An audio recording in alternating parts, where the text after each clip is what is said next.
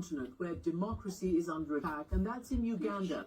President Yoweri Museveni has been in power there longer than many Ugandans have been alive, nearly 35 years. In the beginning, Museveni won praise from the international community for bringing stability to that East African nation, but over time he has tightened his grip on power, squashed the opposition, and cracked down on dissent.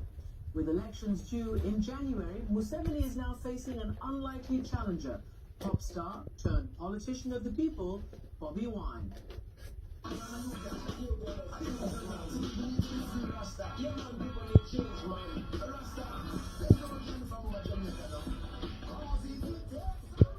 So that's a little taste of his music. He was elected to Parliament in 2017, and he says he's been tortured for his outspoken criticism of Museveni, and is now dodging death for daring to run for president.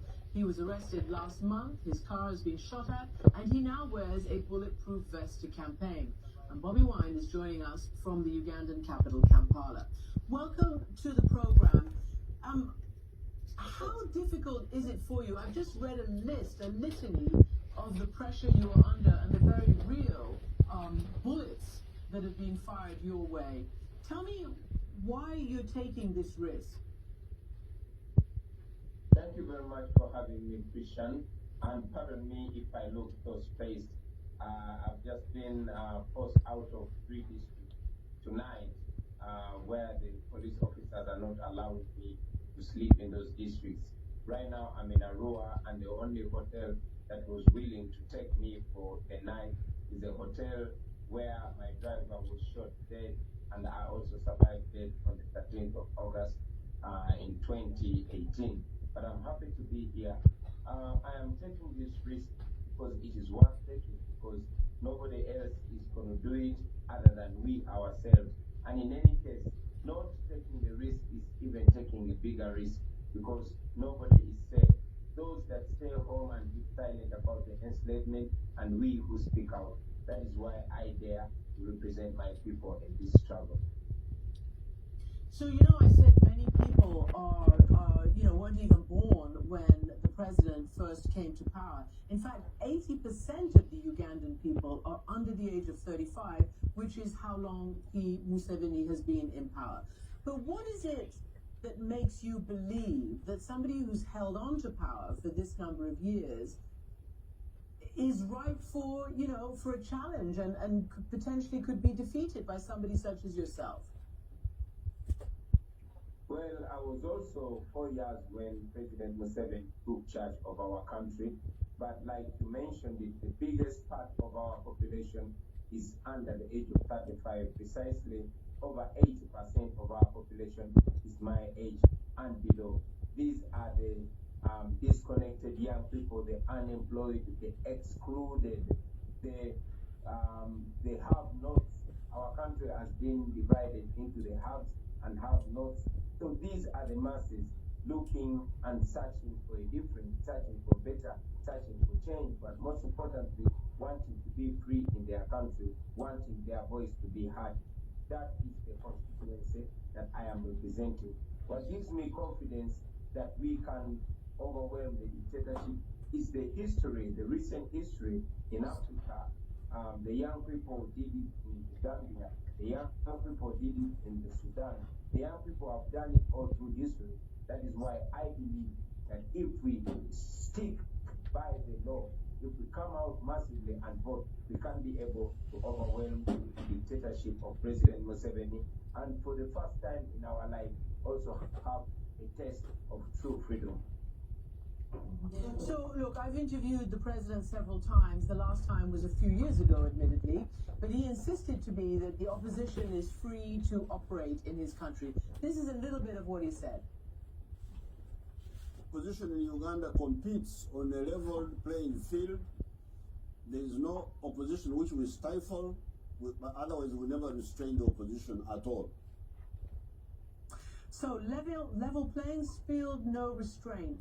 Bobi Wine, tell me, apart from the very real danger, which is obviously, I guess, your overriding concern, are you able to campaign? Do you have access to the media?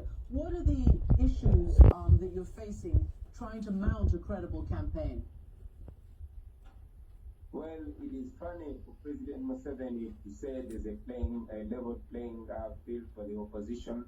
First of all, I was arrested on the day of nomination on the nomination ground. I was beaten, pepper sprayed, and driven straight to my home. I have been blocked from using the main roads by the police and the military. Just tonight, I was denied accommodation from 3 districts. And like I said, the only hotel that was willing to take me in is this hotel owned by my friend, the same hotel where my driver was murdered 2 years ago. I am not allowed to speak on radio station. The military has literally taken over the campaign process. I am not allowed to access any town, and whenever I try to campaign, I am driven in very, very remote areas where there are no people.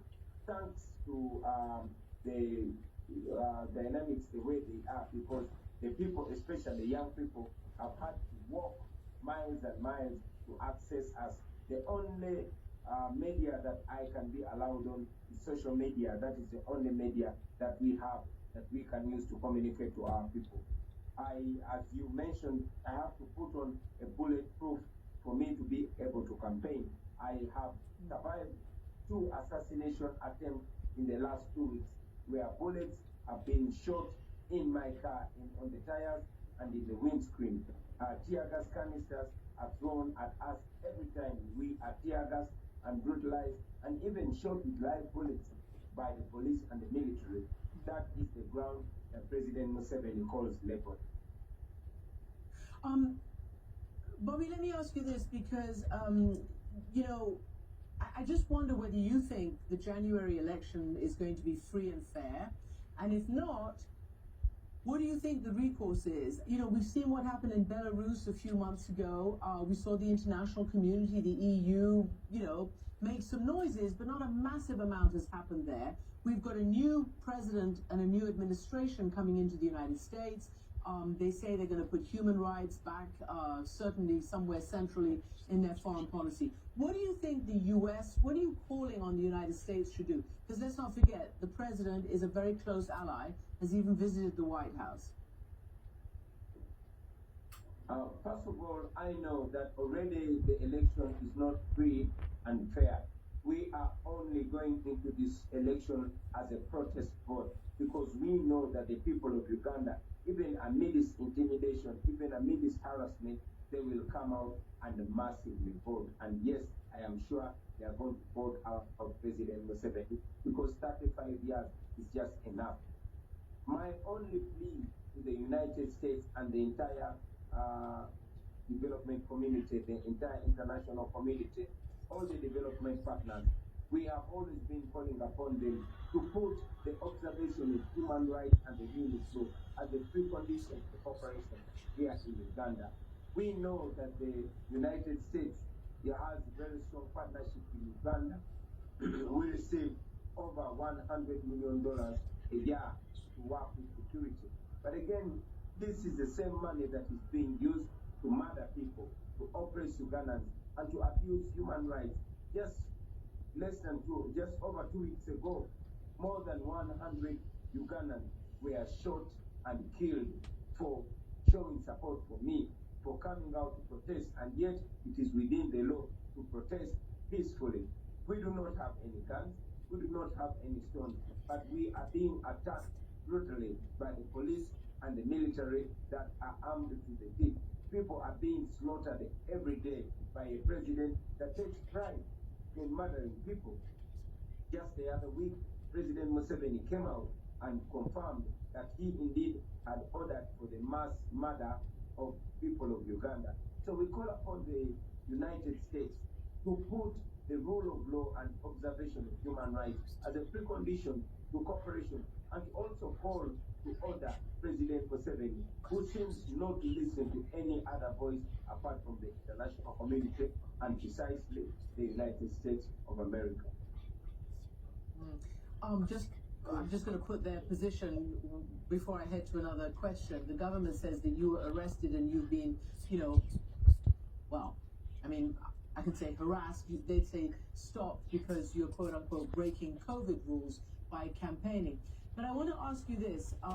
You call yourself, or you're known as the ghetto president. What is it that young Ugandans, the majority of the country, as we said, 80% of the country is under 35 years old, what are they yearning for there, beyond the obvious freedom? What do they want for Uganda? Young Ugandans are yearning for freedom of speech, for freedom of expression. They are yearning for the basic human rights. They are yearning for the right to live. Young Ugandans are yearning for the opportunity to determine their destiny. It has been 35 years of stagnation. Young Ugandans feel like they are first world brains stuck in a third world country. And indeed, they believe that they don't live in a third world country. We only have third world leaders. Young Ugandans are yearning for democracy. They're yearning for their voice to be heard. They want to speak and be heard. They want the right to determine their destiny. That is what young Ugandans are calling for. They want to live their full potential. They feel like they are not living their lives. They feel like they are being owned. They feel like they are being enslaved in the 21st century in their own land. They want democracy in the real sense of the word. It is, of course, extraordinary that 35 years ago, Museveni took part in the rebellion that brought down the dictator Idi Amin. And here we are 35 years later. Let me just ask you very quickly and finally, are you afraid for talking to us, for making this international interview now? Well, yes and no. First of all, I am afraid because the majority of the people that have spoken out in Uganda have ended up dead or ended up in exile or in prison. So I expect the worst anytime. But again, I'm not feeling afraid because I know that the international media is one of the factors that have kept me alive. I know that no matter how ferocious the dictator President Museveni is, he is afraid of the international community. He knows how all the dictators have ended up in the past. He has been close friends with Mugabe. He has been close friends with Omar el-Bashir. He has been close friends with Muammar Gaddafi. And he knows how all dictators have ended. And what he fears most is the fact that what is happening in Uganda is actually being projected on the world screen. So it is scary to talk to you, but again, it is sacred to talk to you at the same time. Well, you're being very brave, Bobi Wine, and we hope to invite the president on to put some of these issues to him. Thank you very much for joining us. And now we head a little further north to a crisis unfolding largely away from